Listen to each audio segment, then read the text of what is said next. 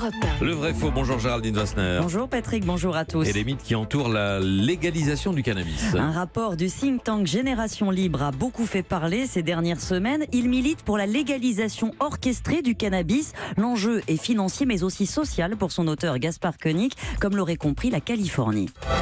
Va être légalisé en Californie. Eh bien, ils ont attribué des licences de vente de cannabis de manière préférentielle aux anciens dealers.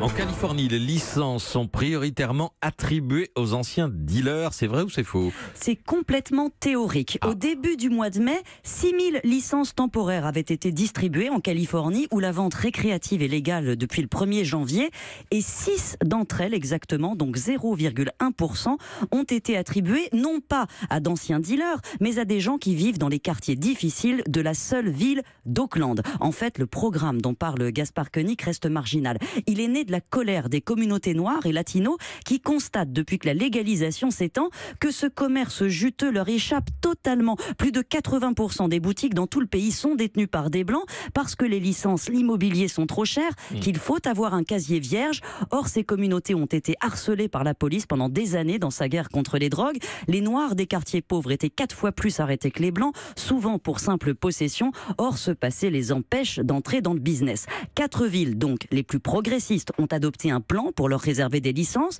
Le principal critère, c'est de venir de l'un de ces quartiers pauvres, d'y avoir résidé 10 ans. Aucun de ces programmes n'est encore lancé, sauf à Oakland, où 6 licences donc ont été accordées. À terme, il y en aura 29. Et dans tout l'État, quelques centaines de personnes au mieux devraient en bénéficier. Et donc, pour l'instant, c'est surtout une vitrine. Ben oui, les réticences restent extrêmement fortes, y compris en Californie, qui a voté les lois les plus progressistes en la matière. La vente de cannabis est autorisée dans l'État, mais en pratique, elle reste interdite dans 2 villes sur 3. Et l'idée de permettre à d'anciens dealers de vendre de la drogue passe mal. C'est pour ça que ces programmes ciblent d'abord des communautés victimes de harcèlement policier. Tout est mesuré, hein. Il y a des tableaux avec le nombre d'arrestations sur 10 ans par groupe ethnique dans chaque quartier. Ça répond à une problématique qui n'existe pas en France et ça n'a pas permis pour l'instant de résorber le trafic. Dans les États qui ont légalisé le cannabis, la vente reste interdite aux moins de 21 ans. Les prix ont explosé à cause des taxes. Les jeunes, les pauvres s'approvisionnent toujours au marché noir. Et une étude récente de l'Observatoire français des drogues et toxicomanie sur place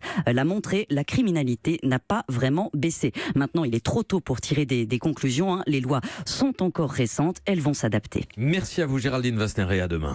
Europe 1.